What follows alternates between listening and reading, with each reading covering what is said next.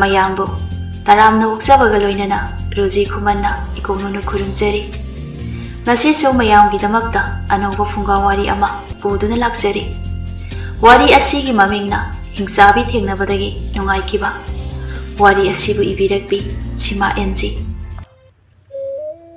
ꯊꯥꯏꯅ ꯃꯃꯥꯡꯉꯩ ꯃꯇꯝ ꯑꯃꯗ ꯈꯨꯜ ꯑꯃꯗ ꯏꯕꯣꯇꯣꯟ ꯀꯧꯕ ꯅꯨꯄꯥ ꯑꯃ ꯂꯩꯔꯝꯃꯤ꯫ ꯏꯕꯣꯇꯣꯟꯒꯤ ꯂꯣꯏꯅꯕꯤꯒꯤ ꯃꯃꯤꯡꯅ ꯊꯕꯥ ꯍꯥꯏꯅ ꯀꯧꯔꯝꯃꯤ꯫ ꯏꯕꯣꯇꯣꯟꯒ ꯊꯕꯥꯒ ꯑꯅꯤ ꯑꯁꯦ ꯌꯥꯝꯅ ꯅꯨꯡꯁꯤꯅꯔꯝꯃꯤ꯫ ꯃꯈꯣꯏ ꯑꯅꯤꯒꯤ ꯃꯆꯥꯅꯨꯄꯥ ꯑꯃꯁꯨ ꯂꯩꯔꯝꯃꯤ꯫ ꯃꯃꯤꯡꯅ ꯇꯣꯝꯄꯣꯛ ꯍꯥꯏꯅ ꯀꯧꯔꯝꯃꯤ꯫ ꯃꯈꯣꯏꯒꯤ ꯏꯃꯨꯡ ꯑꯁꯦ ꯌꯥꯝꯅ ꯋꯥꯔꯝꯃꯤ꯫ ꯏꯕꯣꯇꯣꯟꯅ ꯊꯕꯛ ꯐꯅ ꯀꯟꯅ ꯁꯨꯗꯨꯅꯁꯨ ꯆꯔꯥ ꯑꯅꯤ ꯁꯨꯅ ꯆꯥꯕ ꯐꯪꯂꯝꯗꯦ꯫ ꯊꯕꯥ ꯆꯥꯛꯈꯨꯝꯗ ꯆꯪꯉꯛꯇꯨꯅ ꯂꯩꯔꯪ ꯑꯗꯨꯕꯨ ꯃꯩ ꯍꯧꯒꯠꯂꯤ꯫ ꯆꯥꯛ ꯊꯣꯡꯅꯕꯅꯤ ꯍꯥꯏꯗꯨꯅ ꯆꯐꯨ ꯑꯗꯨ ꯏꯁꯤꯡ ꯍꯥꯞꯇꯨꯅ ꯂꯩꯔꯪ ꯑꯗꯨꯗ ꯊꯥꯡꯒꯠꯂꯤ꯫ ꯊꯕꯥ ꯀꯣꯝꯄꯥꯛ ꯑꯗꯨ ꯄꯥꯏꯗꯨꯅ ꯆꯦꯡꯐꯨ ꯂꯩꯔꯤꯕ ꯃꯅꯥꯛ ꯑꯗꯨꯗ ꯆꯪꯂꯛꯇꯨꯅ ꯆꯦꯡꯐꯨ ꯑꯗꯨꯕꯨ ꯍꯥꯡꯗꯣꯛꯏ꯫ ꯑꯗꯨꯕꯨ ꯆꯦꯡꯗꯤ ꯌꯥꯎꯔꯝꯗ꯭ꯔꯦ꯫ ꯊꯕꯥ ꯃꯥꯏꯊꯣꯡ ꯑꯗꯨ ꯃꯛꯁꯤꯟꯅ "ꯑꯩꯗꯤ ꯏꯀꯥꯎꯕꯨ ꯀꯥꯎꯏꯗꯅ ꯉꯁꯤ ꯑꯌꯨꯛꯀꯤ ꯆꯦꯡ ꯆꯔꯥ ꯂꯩꯇꯦ ꯍꯥꯏꯕꯁꯦ ꯀꯃꯥꯏ ꯇꯧꯅꯤ ꯇꯧꯔꯤꯁꯤꯗꯤ? ꯉꯥꯏꯍꯥꯛ ꯂꯩꯔꯕꯗꯤ ꯃꯣꯏ ꯃꯄꯥꯁꯨ ꯊꯕꯛ ꯆꯠꯀꯦ ꯍꯥꯏꯗꯅ ꯍꯥꯏꯔꯅꯤ." ꯊꯕꯥ ꯀꯣꯝꯄꯥꯛꯇꯣ ꯄꯥꯏꯗꯨꯅ ꯆꯥꯛꯈꯨꯝꯗ ꯑꯃꯨꯛ ꯆꯪꯉꯛꯏ꯫ ꯊꯕꯥꯅ ꯎꯪꯗꯨꯅ ꯂꯩꯔꯝꯃꯤ꯫ ꯇꯟꯖꯥ ꯑꯗꯨꯗ ꯏꯕꯣꯇꯣꯟ ꯃꯥꯁꯨ ꯍꯤꯡꯈꯣꯜ ꯁꯨꯔꯨꯔꯒ ꯆꯪꯉꯛꯑꯝꯃꯤ꯫ ꯃꯥꯒꯤ ꯅꯨꯄꯤꯅ ꯃꯪꯗꯨꯅ ꯂꯩꯔꯝꯕꯗꯨ ꯎꯕꯗ "ꯃꯃꯥ, ꯀꯩꯗꯧꯔꯒꯦꯅꯦ ꯅꯪꯅ ꯑꯃꯨꯛ ꯎꯪꯗꯨꯅ ꯂꯩꯔꯤꯕꯗꯨꯕꯨ? ꯆꯐꯨꯁꯨ ꯁꯧꯔ ꯃꯥꯜꯂꯤꯅꯦ." ꯊꯕꯥ ꯃꯄꯨꯔꯣꯏꯕꯗ ꯌꯦꯡꯗꯨꯅ "ꯃꯣꯏ ꯃꯄꯥ, ꯍꯧꯖꯤꯛ ꯑꯌꯨꯛꯀꯤ ꯊꯣꯡꯅꯅꯕ ꯆꯦꯡ ꯑꯃꯠꯇ ꯂꯩꯇ꯭ꯔꯤ." ꯏꯕꯣꯇꯣꯟ ꯃꯥꯒꯤ ꯅꯨꯄꯤꯅ ꯍꯥꯏꯔꯛꯂꯤꯕ ꯑꯗꯨ ꯇꯥꯕꯗ ꯃꯥꯏꯊꯣꯡ ꯃꯛꯁꯤꯟꯅ "ꯆꯦꯡ ꯂꯩꯇ꯭ꯔꯤ ꯍꯥꯏꯕ? ꯑꯗꯨꯗꯤ ꯀꯃꯥꯏ ꯇꯧꯅꯤ? ꯃꯃꯥ, ꯈꯨꯠꯇꯁꯨ ꯁꯦꯟꯁꯤꯀꯤ ꯑꯃꯠꯇ ꯂꯩꯇꯦ꯫ ꯅꯪ ꯏꯇꯩꯃ ꯍꯣꯏꯗꯒꯤꯔ ꯀꯩꯅꯣ ꯈꯤꯇ ꯍꯪꯂꯨꯒꯦꯔꯣ? ꯑꯩꯈꯣꯏꯗꯤ ꯆꯥꯗ꯭ꯔꯕꯁꯨ ꯌꯥꯏ, ꯏꯆꯥꯁꯤꯗꯤ ꯆꯥꯗꯕ ꯌꯥꯔꯣꯏ." "ꯑꯍꯣꯏ ꯃꯄꯥ, ꯑꯩ ꯍꯪꯂꯨꯔꯒꯦ." ꯊꯕꯥꯗꯣ ꯊꯪꯅꯕꯒꯤ ꯃꯇꯩ ꯍꯣꯏꯒꯤ ꯌꯨꯝ ꯑꯗꯨꯗ ꯆꯦꯡ ꯂꯧꯕ ꯂꯥꯛꯑꯝꯃꯤ꯫ ꯏꯕꯣꯇꯣꯟꯒꯤ ꯃꯌꯥꯝꯕ ꯏꯕꯣꯍꯜ ꯀꯧꯕ ꯑꯃ ꯂꯩꯔꯝꯃꯤ꯫ ꯏꯕꯣꯍꯜ ꯃꯥꯗꯤ ꯁꯦꯟ ꯄꯥꯏꯕ ꯅꯨꯄꯤ ꯑꯃ ꯂꯧꯔꯝꯃꯤ꯫ ꯑꯗꯨꯅ ꯁꯦꯟ ꯌꯥꯝꯅ ꯄꯥꯏꯔꯝꯃꯤ꯫ ꯏꯕꯣꯍꯜꯒꯤ ꯂꯣꯏꯅꯕꯤꯒꯤ ꯃꯃꯤꯡꯅ ꯑꯁꯪꯕꯤ ꯍꯥꯏꯅ ꯀꯧꯔꯝꯃꯤ꯫ ꯑꯁꯪꯕꯤ ꯑꯁꯦ ꯃꯕꯨꯛ ꯌꯥꯝꯅ ꯐꯠꯂꯝꯗꯦ꯫ ꯏꯕꯣꯍꯜꯗꯒꯤ ꯑꯁꯪꯕꯤꯅ ꯉꯝꯂꯝꯃꯤ꯫ ꯊꯕꯥꯁꯨ ꯁꯨꯃꯥꯡꯗ ꯂꯦꯞꯇꯨꯅ ꯃꯁꯤ ꯑꯁꯪꯕꯤꯕꯨ ꯀꯧꯔꯝꯃꯤ꯫ ꯑꯁꯪꯕꯤꯁꯨ ꯇꯥꯔꯗꯨꯅ ꯃꯄꯥꯟꯗ ꯊꯣꯛꯂꯛꯏ꯫ ꯊꯕꯥ ꯑꯣꯏꯔꯝꯕ ꯑꯗꯨꯗ ꯑꯁꯪꯕꯤꯗꯨ ꯏꯍꯩ ꯍꯩꯅꯗꯅ "ꯀꯔꯤ ꯇꯧꯔꯤ ꯊꯕꯥ?" "ꯏꯆꯦ, ꯍꯧꯖꯤꯛꯀꯤ ꯆꯥꯛ ꯊꯣꯡꯅꯤꯡꯉꯥꯏ ꯆꯦꯡ ꯑꯃꯠꯇ ꯂꯩꯇ꯭ꯔꯤ꯫ ꯏꯆꯦ ꯍꯣꯏꯗꯒꯤ ꯆꯦꯡꯒ ꯌꯥꯝꯂꯗꯤ ꯈꯤꯇ ꯄꯤꯕꯤꯌꯨ ꯍꯥꯏꯒꯦꯅ ꯂꯥꯛꯄꯅꯤ꯫ ꯍꯣꯔꯦꯟ ꯅꯅꯥꯎ ꯅꯨꯄꯥꯅ ꯊꯕꯛ ꯍꯜꯂꯛꯑꯒ ꯑꯃꯨꯛ ꯄꯤꯔꯛꯀꯦ." ꯑꯁꯪꯕꯤꯗꯨ ꯁꯧꯔꯤ ꯁꯧꯔꯤ ꯇꯧꯗꯨꯅ "ꯑꯣ, ꯅꯪꯅꯅꯦ ꯑꯗꯨꯃꯥꯏꯅ ꯍꯥꯏꯗꯅꯅꯦ ꯂꯧꯔꯤꯁꯦ ꯀꯌꯥꯗꯤ ꯌꯥꯝꯂꯦ꯫ ꯑꯩꯈꯣꯏꯁꯨ ꯌꯨꯝ ꯑꯃ ꯄꯥꯜꯂꯤꯕꯅꯤ꯫ ꯌꯨꯝ ꯑꯅꯤ ꯄꯨꯕꯗꯤꯅꯦ ꯑꯩꯈꯣꯏꯁꯨ ꯉꯝꯗ꯭ꯔꯦ꯫ ꯑꯃ ꯋꯥꯠꯄꯒꯤꯁꯨ ꯍꯪꯕ ꯍꯦꯛꯇꯃꯛ ꯂꯥꯛꯄ꯫ ꯑꯩꯈꯣꯏꯁꯨꯅꯦ ꯂꯥꯏꯅ ꯊꯥꯗꯔꯛꯄ ꯅꯠꯇꯤꯌꯦ꯫ ꯑꯩꯈꯣꯏꯁꯨ ꯁꯦꯟ ꯄꯤꯗꯨꯅꯅꯦ ꯂꯩꯔꯤꯕ꯫ ꯈꯔ ꯈꯔꯗꯤꯅꯦ ꯚꯥꯞ ꯇꯥꯅꯕ ꯐꯔꯕꯅꯤ." ꯑꯁꯪꯕꯤꯒꯤ ꯋꯥ ꯑꯗꯨꯗ ꯊꯕꯥꯗꯨ ꯏꯀꯥꯏꯔꯝꯃꯤ꯫ ꯊꯕꯥ ꯑꯗꯣ ꯂꯨꯛꯊꯗꯨꯅ ꯃꯈꯣꯡ ꯑꯗꯨ ꯊꯥꯡꯕ ꯍꯧꯔꯛꯈꯤ꯫ ꯑꯁꯪꯕꯤ ꯃꯥꯁꯨ ꯉꯥꯡꯕ ꯂꯦꯞꯇꯦ꯫ "ꯅꯣꯡ ꯍꯦꯛ ꯉꯥꯟꯕꯗꯒꯤ ꯅꯤꯕ ꯂꯥꯛꯂꯤꯕ ꯃꯌꯥꯝꯁꯤꯅꯅꯦ ꯑꯃꯨꯛꯇꯣꯏꯕ꯫ ꯂꯩꯇ꯭ꯔꯕꯗꯤꯅꯦ ꯃꯊꯤꯕꯣꯡꯗꯣ ꯆꯥꯔꯨꯔꯅꯨꯗꯅ꯫ ꯅꯤꯔꯒ ꯆꯥꯅꯤꯗꯣꯅ ꯈꯜꯂꯤꯕ ꯃꯈꯣꯏꯒꯤ ꯀꯣꯛ ꯑꯁꯤꯕꯨ ꯀꯔꯝꯕ ꯃꯈꯜꯒꯤ ꯀꯣꯛꯅꯣ ꯍꯥꯏꯕꯅꯤꯗ." ꯏꯕꯣꯍꯜꯁꯨ ꯃꯥꯒꯤ ꯅꯨꯄꯤꯅ ꯉꯥꯡꯂꯤꯕ ꯑꯗꯨ ꯇꯥꯕꯗ ꯃꯄꯥꯟꯗ ꯊꯣꯛꯂꯛꯏ꯫ ꯏꯕꯣꯍꯜ ꯃꯥꯒꯤ ꯅꯨꯄꯤꯗ ꯌꯦꯡꯗꯨꯅ "ꯃꯃꯥ, ꯀꯔꯤ ꯇꯧꯔꯒꯦ?" ꯑꯁꯪꯕꯤ ꯁꯥꯎꯅ "ꯍꯣꯅꯦ, ꯅꯣꯡ ꯍꯦꯛ ꯉꯥꯟꯕꯒ ꯆꯥꯛꯅꯤꯕ ꯃꯌꯥꯝꯁꯤꯅꯅꯦ ꯑꯃꯨꯛꯇꯣꯏꯕ ꯀꯣꯛꯀ ꯉꯥꯎꯋꯦ." "ꯀꯅꯥ ꯂꯥꯛꯑꯝꯃꯒꯦꯅꯦ ꯃꯃꯥ?" "ꯍꯣ, ꯅꯈꯣꯏꯒꯤꯅꯦ ꯅꯅꯥꯎ ꯅꯨꯄꯥꯒꯤ ꯅꯨꯄꯤ ꯊꯕꯥꯗꯣ ꯆꯦꯡ ꯂꯩꯇꯦ ꯆꯦꯡ ꯄꯤꯌꯨ ꯍꯥꯏꯗꯅ ꯂꯥꯛꯑꯝꯃꯤ." "ꯅꯪꯕꯨ ꯆꯦꯡꯗꯨ ꯄꯤꯈ꯭ꯔꯕ꯭ꯔꯣ?" "ꯑꯩꯗꯤ ꯀꯩꯗꯧꯕꯒꯤ ꯆꯦꯡꯗꯨ ꯄꯤꯗꯧꯔꯤꯕ? ꯃꯣꯏꯗ ꯄꯤꯕ ꯍꯥꯏꯕ ꯑꯁꯦ ꯀꯩꯗꯧꯅꯨꯡꯗꯁꯨꯅꯦ ꯁꯤꯡꯉꯛꯑꯔꯣꯏꯗꯕꯅꯤ꯫ ꯆꯦꯡꯅ ꯆꯦꯡ ꯇꯥꯡꯕꯁꯤꯗ." "ꯃꯃꯥ, ꯅꯪꯁꯨ ꯆꯦꯡꯗꯣ ꯈꯔ ꯄꯤꯕꯤꯈꯤꯕ ꯌꯥꯗ꯭ꯔꯣ?" ꯑꯁꯪꯕꯤ ꯃꯃꯤꯠꯀꯥꯗꯣ ꯂꯥꯎꯊꯣꯛꯇꯨꯅ "ꯑꯩꯗꯤ ꯀꯩꯗꯧꯕꯒꯤ ꯄꯤꯗꯣꯏꯕ? ꯃꯣꯏ ꯃꯄꯥ, ꯄꯨꯛꯆꯦꯜ ꯆꯥꯎꯕ ꯌꯥꯝꯅ ꯁꯥꯔꯛꯀꯅꯨ꯫ ꯃꯣꯏ ꯃꯄꯥꯅꯅꯦ ꯅꯣꯡꯃꯒꯤꯅꯦ ꯆꯔꯥ ꯑꯅꯤ ꯁꯨꯅꯅꯦ ꯆꯥꯕ ꯐꯪꯖꯔꯤꯕꯗꯣ ꯅꯕꯦꯝꯃ ꯑꯩꯒꯤ ꯃꯄꯥꯟꯗꯒꯤꯅꯤ ꯍꯥꯏꯕꯁꯦ ꯃꯣꯏ ꯃꯄꯥ ꯀꯥꯎꯗꯕ ꯐꯩ." "ꯃꯃꯥ, ꯅꯪꯅ ꯁꯥꯎꯒꯟꯈꯤꯕꯁꯤꯅꯕ ꯅꯪ ꯂꯧꯔꯨꯕꯗꯒꯤꯅꯦ ꯑꯩ ꯅꯨꯡꯉꯥꯏꯅ ꯂꯩꯔꯤꯕꯅꯤ." "ꯍꯣ, ꯑꯗꯨ ꯈꯪꯅꯅꯦ ꯉꯥꯡꯉꯨ꯫ ꯉꯁꯤꯅꯦ ꯊꯕꯛ ꯑꯃ ꯆꯠꯀꯗꯕꯅꯤ꯫ ꯆꯥꯛꯇꯣ ꯈꯔ ꯉꯟꯅ ꯊꯣꯡꯉꯨ." "ꯑꯍꯣꯏ ꯃꯃꯥ, ꯅꯪ ꯊꯕꯛ ꯆꯠꯄ ꯅꯪꯅꯕ ꯑꯩ ꯆꯥꯛ ꯊꯣꯡꯂꯨꯔꯒꯦ."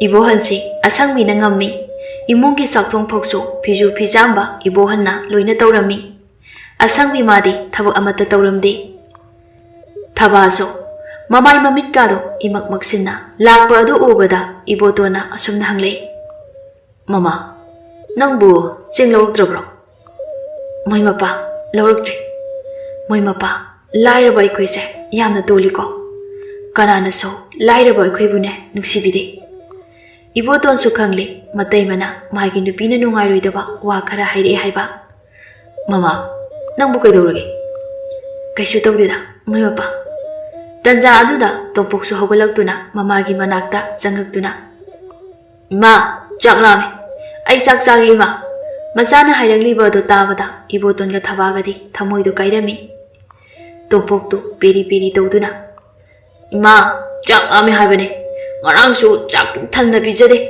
aduga ngasisu chak chagi haibani ima chak chagi iboton machabu yengduna ipagi topo isabo chak yam lamlabrane lame paba iboton tumina leithokpa yadaduna mama ai kanadagino chengkita puruki namana cha phajana leiramo asi hairamduna ibotolado hogotuna chatkirami thaba mapuribana chatkibado nungaitana yengduna lehawi ibotonso maga khangnaba marup mapang singi mayumda sangduna ikai iki thadokduna singpuge haina hairami adubu kana amatana piraklamde upai leitraba ibotondo khulakpagi mayumda oina laami khulakpado iboto lakpa obada iboto nang laklibra nang lakpabu kari hai gaibano ipa khulakpa Sing khajikta pibiyo ipa khulakpana shu haiba thabakto ai sujagi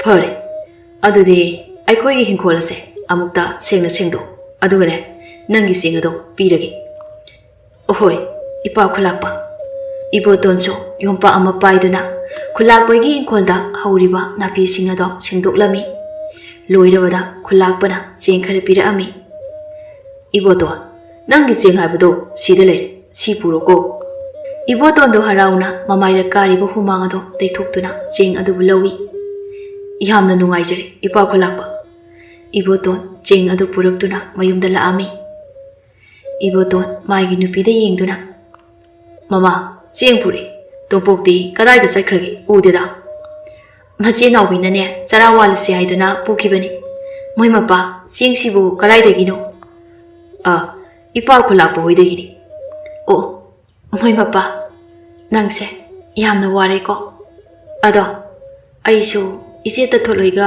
turendane nung leigoi nikpado chatlagi mama kaino nangna hairibudu madu yade nangna wana nungsa marakta thabak subado ai yengba ngamlo yumda isaga leyo ado mama nangse lairaba ingonda leirudana yamna ware ko thaina nakoi ima pabana ise lairare haidana yamna pamkhidabani matamduda nangna moina haiba ado ilamlabadi yamna nungaina leiromgadabani ko as moi mapa aibo kanane ware hairibano charana mata sarabaso sena leiba phanglaroidaba moi mapa amadi isa tongpoka nungsinana leiba phangliba singo nungaiba leitri asomna matai manaw ani ado wari sanaduna leirami somna kandaso ibohanna chak thongladuna chak pijaraga asangbiso thabak ama chani haiduna chatkre ibohan magi nupina yumda leitringai khaw amada cheng hawai ngari ngatai khara haptuna manaw nupagi yumda laami manaw nupagi sumang aduda leptuna manaw nupabu kaurami thaba imungdagi thoglai matai oiramba aduda illiba phi aduna maku adu kupi itei madi thabak chatkre thabak chatkre haiba sese itei nane cheng hawai khara purakpani loksilo itei yaranida yade loksilo nachese wangang sanga khara thibani noine sawganuko adudi nataisu amuk chalagi ibohaldo cheng hawai habliba khaw ado machi amada thanamduna chatkirami thaba maso mataina thanamliba cheng hawai habliba khaw ado imungda pusinduna changkirami ibohal magi nupi asangbi khanghandana manaw nupagi mate lona panglami no magi numit amada thabagi mane laibido thababu unaba laami Sumang aduda leptuna Thababu kaurami. Thaba su taraduna mapanda tholai. Mane laibi leptuna lairambadu ubada. Ine lairo. Mangon sida hekta kakalaune. Namauna phida lauthuklugi. Asi haiduna Thaba imungda changki. Manena phamnanaba phida ado puduna tholai. Ine sida phamuse. Laibi su Thabana piriba phida ado lauduna phami. Thaba karino nangbo nasang nasuga amatta thoktrine. Nayanga do ikang kangladana. Nati namu kari amata sadrabro. Chayda ine. Nahana ne si thokani haidana ne. Ine na ne nangonda kayara no haikibado. Nungsibana saba yadabani haikitro. Nangna nungsibana heli haiduna chakibado haujikti.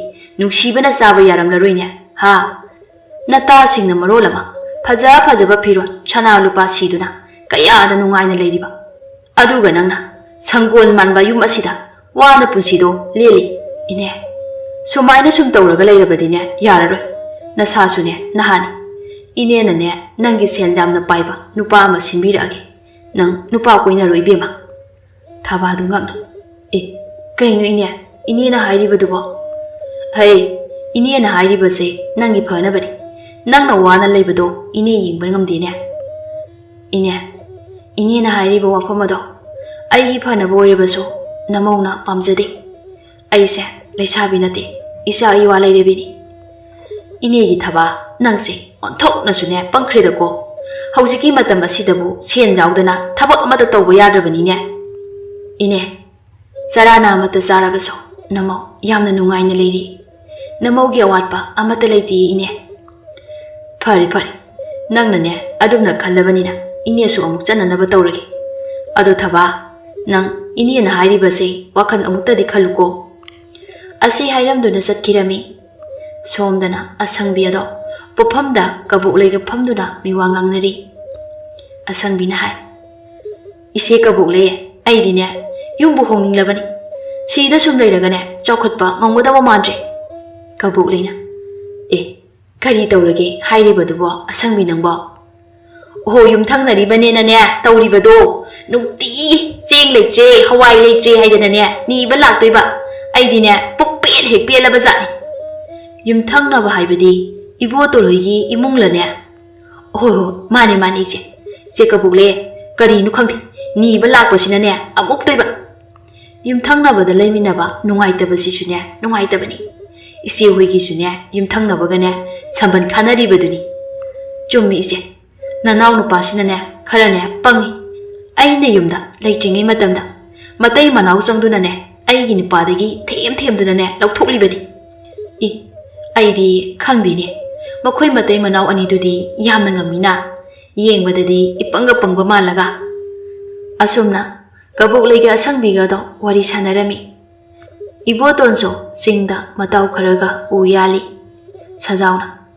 Ito, ngayakta pothase wabuna suyadri. Ito, pothase. Asumna makhoi mayamado ngayak potharami. Sajauna. Ita oiboton. Haujik sibo kari anjangna ihau haurigi. Ita, lairaba ikhoigidi kari na hauni haibagi. Sauri thongbana mahauri haibaduni. Itaugidi phau hapanina kharabu pharangani. Aikhoigidi sengsu walaga sari. Aina thabak suduna sen khara phangba sinade imung puba phoba ngamlaktri. Karaidagi phawbuna itaw. Phau hapi haibagi wani. Ngari thum morok leibadane sen gase leiba janati. Ado itaw hoigi tachogidi yamna nungaire haina taida iba. Itaw. Aikhoi tachaw hoigidi nungaire. Aikhoi iteimegi mapamdo inak yamna khulli. Itaw hoigi tachawdudi maraibo onthokna phagredako. Ado itaw noi tachawnadi kemtaga yengaktabra. Yengaida itaw. Ado noi nataimadudi kainom tawba mali. Mina sune noigi nataimado kainoma tawi haidana haineiba. Itaw. Aikhoi itaimado wangang sangang kharati. Mabukpudine adum phaida. Ado itaw. Umang sidadi usu phajaba kaya haudre. Aduna kha thangbo umang asidagi oina yenglase. Usu phajaba mayam leirongani. Mi changdabanina sensu phana yamna phangani. Karaidagi kha thangbo umang sidane u yanbagane changba yabu nateko. ꯈꯥ ꯊꯪꯕ ꯎꯃꯪ ꯑꯁꯤꯗꯅꯦ ꯍꯤꯡꯆꯥꯕꯤ ꯂꯩ ꯍꯥꯏꯗꯅꯅꯦ ꯍꯥꯏꯅꯕꯅꯤ ꯑꯗꯨꯅ ꯏꯇꯥꯎ ꯈꯥ ꯊꯪꯕ ꯎꯃꯪ ꯑꯁꯤꯗꯗꯤꯅꯦ ꯆꯪꯒꯨꯝꯁꯤ ꯃꯁꯤꯗꯕꯨ ꯆꯪꯕꯨ ꯍꯦꯛ ꯆꯪꯂꯨꯔꯕ ꯍꯤꯡꯅ ꯍꯜꯂꯛꯇ꯭ꯔꯦ ꯑꯁꯨꯝꯅ ꯋꯥꯔꯤ ꯁꯥꯟꯅꯔꯝꯃꯤ ꯑꯁꯨꯝꯅ ꯅꯣꯡꯃ ꯅꯤꯅꯤ ꯍꯧꯈꯤꯔꯝꯃꯤ इखंग खंगौदना थबा अदो यामना कन्ना नारामी इबोतोंदु कोक यामना सारमी मागी लोइनबिना नादुना लेरबनिना थबक सुबसु चलमदे माइबा कौदुना यंगनगदबसु सेल अमत लेरमदे उपाय लेत्रब इबोतोन मयामबगा मतै मगिदा चेन खरा हंगे हाइदना लाअमी इबोतोन सुमांग अदुदा लेप्तुना मागी ताचौबु कौरमी ताचौ ताचौ इबोहलसु तारदुना मपानदा थोक्लै इबोतो लेप्तुना लेरंबदो ओबदा इबोतो नंग लागिब्रा नते नंगबो ngasi thabak amata chatrabro tacho nanaw nupido masa yam kana naduna lei aduna thabak chatri thababu nare haiba nate nangbo amaiba ga koduna yenghandrabro tacho amaiba koduna yenghangadabdo khut asida selamata leiti nanaw na laksari base atai gi nate tacho gi senga leirabadi khitapiyo nanaw amu yam thuna singjerake asangbido imungdagi phathuklei asangbina hai iboto karino nangna hairibadubo nangi nupi naraga aikhoida layengo hairibro nangi sibo nate dema nanawna haijabade sen kara pujage haijabani kadai degi seno sen sibo uda wada panbro khitang tawbaga sen piyu hairiba sibo nate nangna ne nahal makai thabak suribadubo selado kadai da thamge itaima aina thabak subadegi phanglakpa seladude imung pubo phobo konadeda imung pubo konadaba ai kemta khangde haujiktine yum amamam panarabani ne nakoisu ngamnaba hingo ai koisu ngamnaba hinge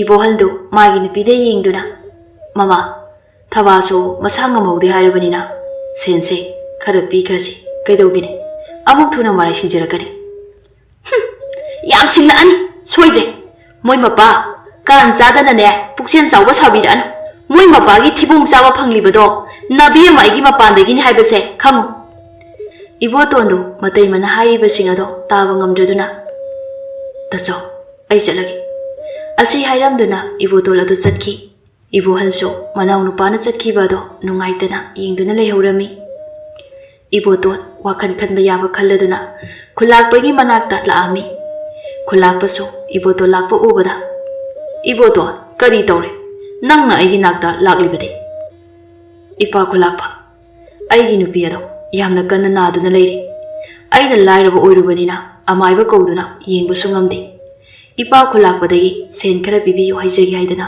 lakpani sen puba lakliba nate nangna sen puba lakliba asibo nangbo kari yaurake aidi pot thamdrabadi sen pidine ipa khulakpa ai hingkholase ipa khulakpada madop thamjarage ho adu oirabadi yare asi haiduna khulakpana sen khara ibotonda pirami ibotonso sel ado puduna chatkhirami ibotondo amaiba ama kowduna magi nupibu yenghalami adumna yengbadagi thabaso masa ado khara pharai ibotondo chakhumda chak thongnaba tawri tanja aduda thabaso chakhumda changai moi mappa chak to ai thonglagi yanida mama ai adum thongi nangna sado phajana phanko aidi naba phari moi mapa adu moi mapa nangse yamna ware ko mama ai bu kanana ware haibanu ai wade nangna sado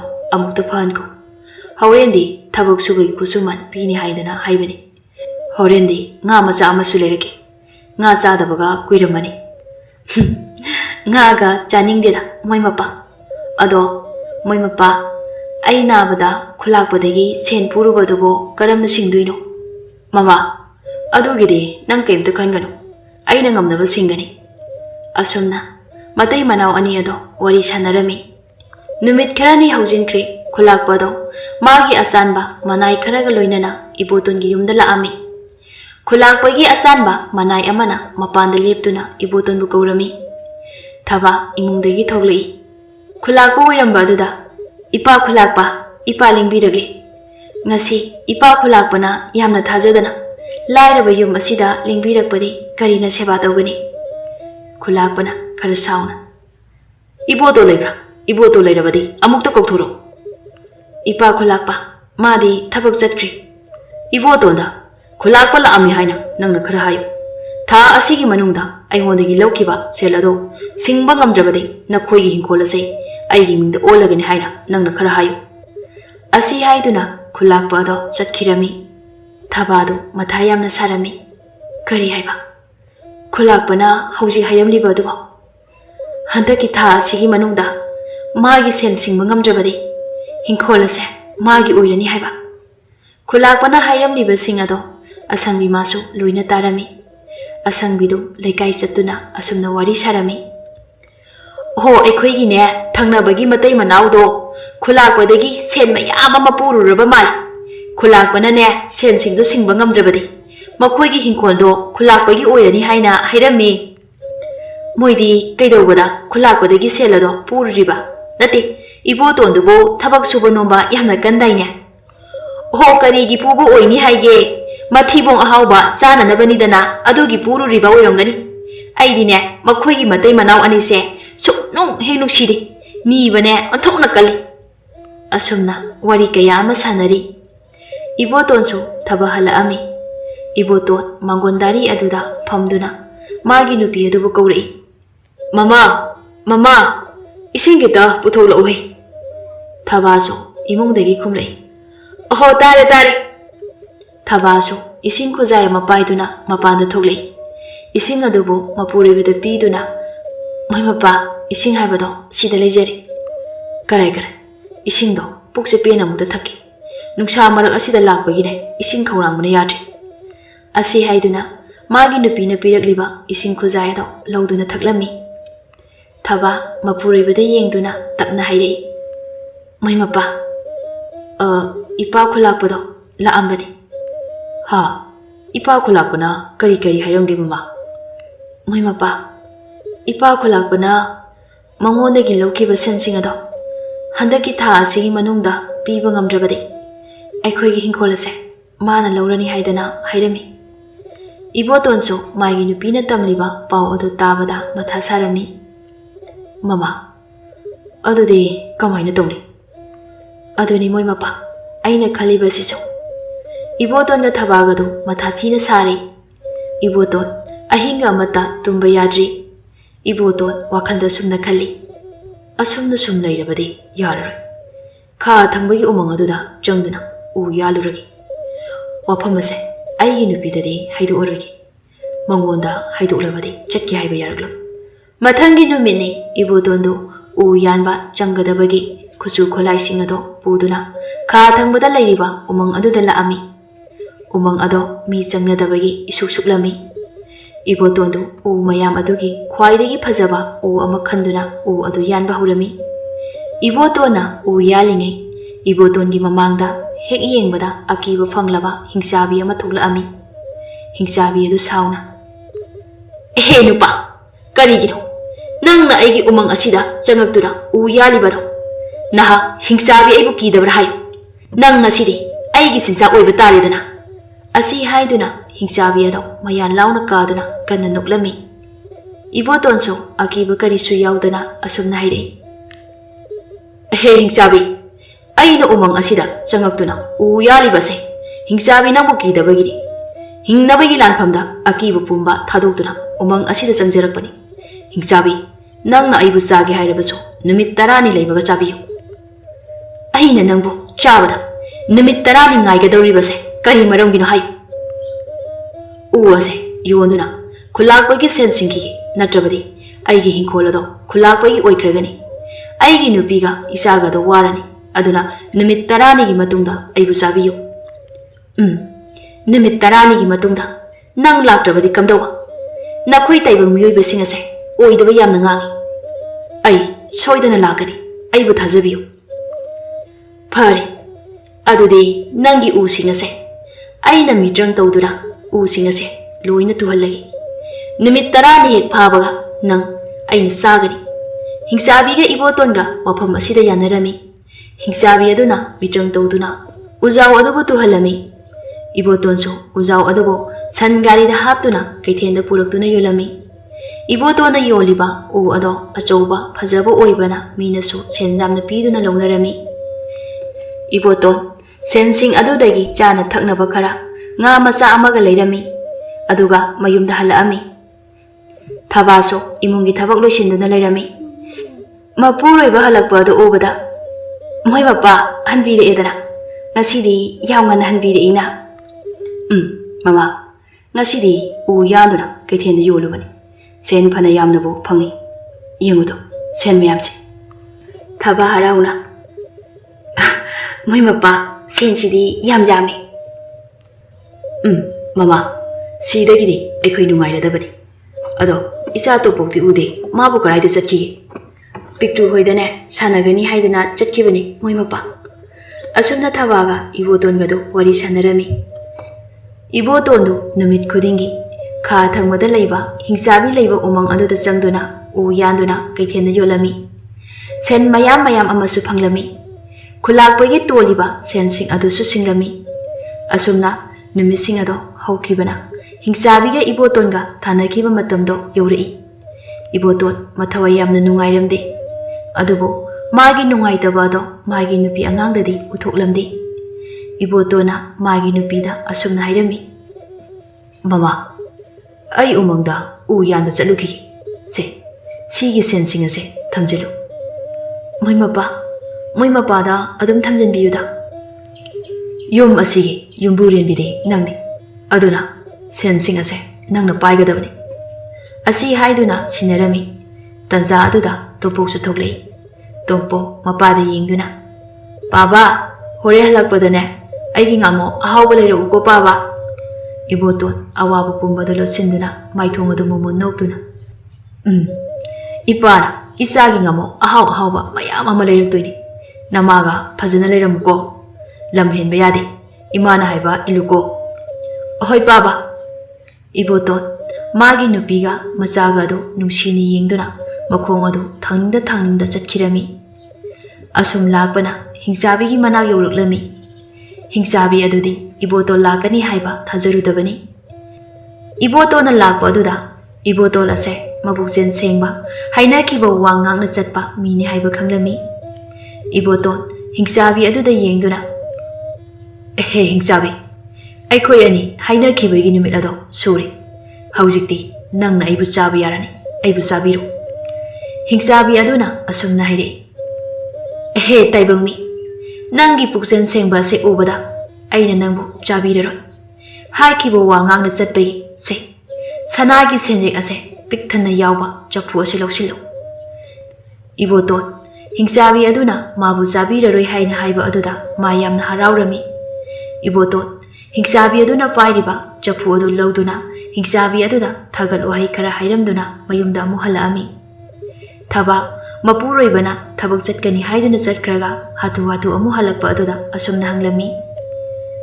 Moi mapa kaidawbirage thabak chatkani haiduna chatkraga amu halabade.